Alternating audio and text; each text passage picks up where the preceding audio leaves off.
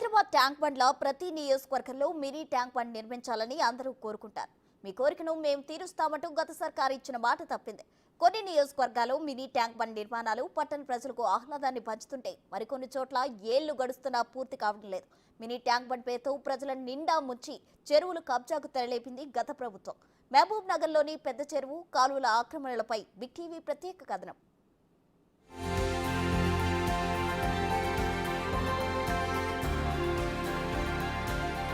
ప్రకృతి ఒడిలో ప్రశాంతమైన వాతావరణం,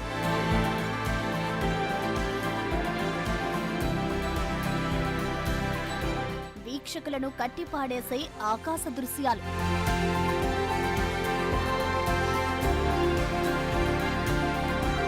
ఇవాల్టికి సెలవంటూ ప్రతిరోజు అస్తమించే సూర్యుడు,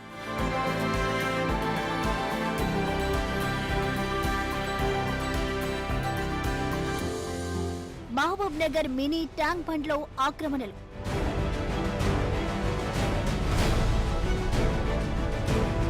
కబ్జాలకు గురై ఆనవాళ్లు కోల్పోయిన కాలువలు,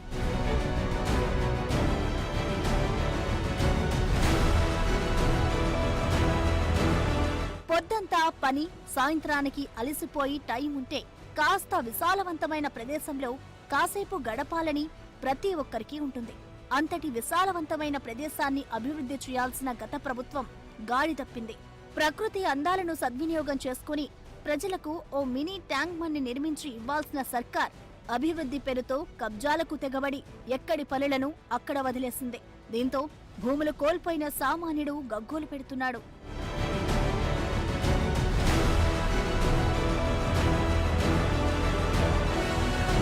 మహబూబ్ నగర్ నడి ఒడ్డున ఉన్న చెరువును పెద్ద చెరువు అని పిలుస్తారు. గతంలో ఈ పెద్ద చెరువు 116 ఎకరాల్లో ఉండేది. పట్టణానికి చెందిన మురుగు నీటితో పాటు చుట్టుపక్కల ప్రాంతాల వర్షపు నీరు ఈ చెరువులోకి వచ్చి చేరేది. వర్షాకాలం వచ్చిందంటే చాలు చెరువు చుట్టుపక్కల ప్రాంతాల ప్రజలు బిక్కుబిక్కుమంటూ గడిపేవారు. మారుతున్న కాలంతో పాటు పెద్ద చెరువు కూడా ఆక్రమణలకు గురైంది.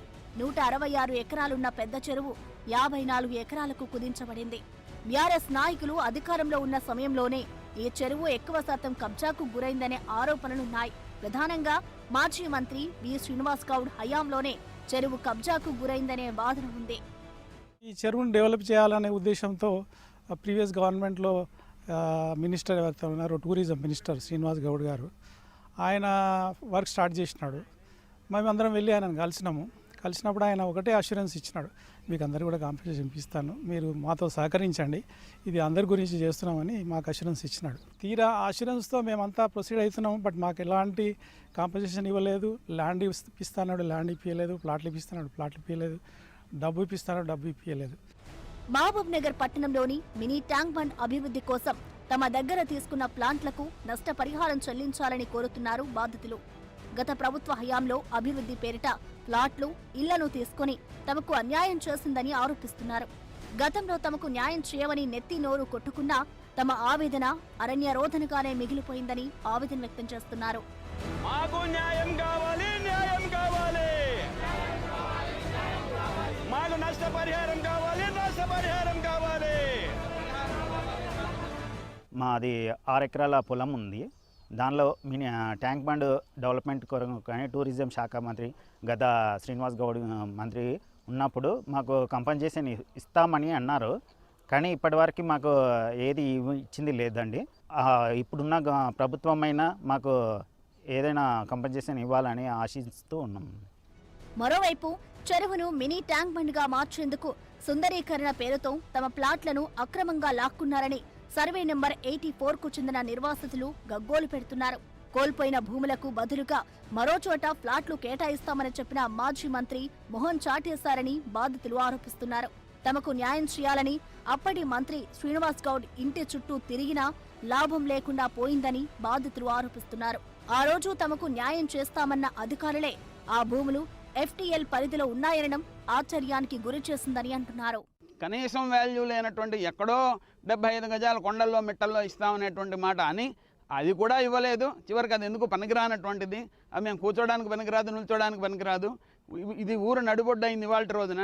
ఇటువంటి వాల్యుబుల్ ల్యాండ్ని వాళ్ళు గ్రాప్ చేయడం జరిగింది. దీని చుట్టూరా ఉన్నటువంటి వాళ్ళకేమో పర్మిషన్స్ అవి ఇచ్చారు. వాళ్ళు హోటళ్ళు స్కూళ్ళు, రిసార్ట్స్ వగైరాలన్నీ కట్టుకోవడం జరిగింది. మా పరిస్థితి ఏమో ఇట్లా అన్యాయం అయిపోయింది. శ్రీనివాస్ గౌడ్ గారు ట్యాంక్ బండ్ డెవలప్ చేస్తామని చెప్పి మమ్మల్ని ప్లాట్లు అడిగిండు. మేము ప్లాట్లు ఇవ్వమని చెప్పినాము. ఇవ్వమని చెప్తే దౌర్జన్యంగా మా భూములలో రోడ్ వేసేసిండ్రు. ట్యాంక్ బండ్ కట్టేస్తున్నారు. ట్యాంక్ బండ్ కట్టేసానంటే మేము పోయి అడుగుతానంటే మీరు అది సికం భూమి, మీరు ఏం చేసుకుంటారో చేసుకోపోండి అని చెప్పిండు. అయినా గత బీఆర్ఎస్ ప్రభుత్వం మమ్మల్ని మోసం చేసింది. ఈ ప్రజా ప్రభుత్వం అని కాంగ్రెస్ గవర్నమెంట్ వచ్చింది కదా, మాకు న్యాయం చేయాలని మేము సీఎం రేవంత్ రెడ్డి గారిని రిక్వెస్ట్ చేస్తున్నాం మేడం. దీనితో పాటు సర్వే నెంబర్ 58, 59లో సైతం తాము ప్లాట్లు కోల్పోయామని, 30 ఏళ్ల క్రితం కొన్న భూములను అభివృద్ధి కోసం అడిగి ప్రత్యామ్నాయంగా వేరే చోట ప్లాట్లు ఇస్తామని చెబితే నమ్మి గుడ్డిగా మోసపోయామని బాధితుల గగ్గోలు పెడుతున్నారు. ఇదే సర్వే నెంబర్లో నిర్మాణమైన స్కూళ్లను, బస్ డిపోకి రాని FTL సమస్య మా భూములకు ఎలా వచ్చిందో చెప్పాలని డిమాండ్ చేస్తున్నారు. ఇదే సర్వే నంబర్స్లోనే బస్ డిపో కానీ, చైతన్య స్కూల్ కానీ, గవర్నమెంట్ జూనియర్ కాలేజీ కానీ ఇవన్నీ కూడా అదే సర్వే నెంబర్లో ఉన్నాయండి. 2014 వరకు FTL లేనటువంటి ప్లేసు ఈరోజు ఈ బీఆర్ఎస్ ప్రభుత్వం వచ్చిన తర్వాత FTL అని చెప్పేసి మార్గం ఏర్పాటు చేస్తున్నారు. మాకు తెలియకుండా మా ప్లాట్స్ అన్నీ కూడా ఆక్యుపై చేసుకున్నారు. మా ఇల్లు మన్ను వేసేటప్పుడు బీఆర్ఎస్ ప్రభుత్వం మేము వచ్చి ఆపినాం. లేదు మీరు డెవలప్మెంట్కి ఆపకుండి, మీది ఒక్క ఇల్లుని మీకు అందరికీ ప్లాట్లు ఇస్తాం అని చెప్పి ధోకా ఇచ్చినారు. మాకి ఒకటే సర్వే నెంబర్ల పర్మిషన్ కూడా ఉంటుంది, FT లైన్ ఎట్లా ఉంటుంది, అది మాకు ధోకా ఇచ్చినారు బీఆర్ఎస్ గవర్నమెంట్. మేము కొత్త గవర్నమెంట్ నుంచి మనవి చేస్తున్నాము, మీనా న్యాయం చేయాలి. ఇంతలా స్థానికుల భూములు లాక్కొని ఏమైనా అభివృద్ధి చేశారా అంటే అదీ లేదు. 10 ఏళ్లు అధికారంలో ఉండి చేసిందేమీ లేదు. అక్కడక్కడ పనులు మొదలుపెట్టి మధ్యలోనే వదిలేశారు. కోట్ల రూపాయలు వచ్చిచ్చి నిర్మాణాలు చేపట్టి మధ్యలోనే వదిలేశారు. ట్యాంక్ బండ్ వస్తే తమ నగరానికి మరింత కళ వస్తుందని గంపెడాసలు పెట్టుకున్న ప్రజలకు గత ప్రభుత్వ పాలకులు నిలువునా ఉంచారు. ఓవైపు కాలువలు, మరోవైపు చెరువు ఎక్కడికక్కడ స్వాహా చేసి మధ్యలో వదిలేసి వెళ్లారు. కోట్ల రూపాయలను బూడిదలో పోసిన పన్నీరు చేశారు.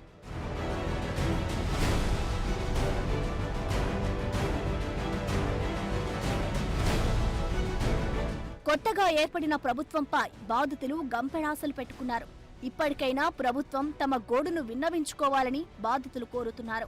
మరోవైపు మినీ ట్యాంక్ బండ్ నిర్మాణంలో నష్టపోయిన వారికి న్యాయం చేయాలని ప్రజా సంఘాలు, స్థానికులు కోరుతున్నారు. అటువైపుగా అధికారులు కూడా ప్రయత్నాలు చేయాల్సిన అవసరం ఎంతైనా ఉంది.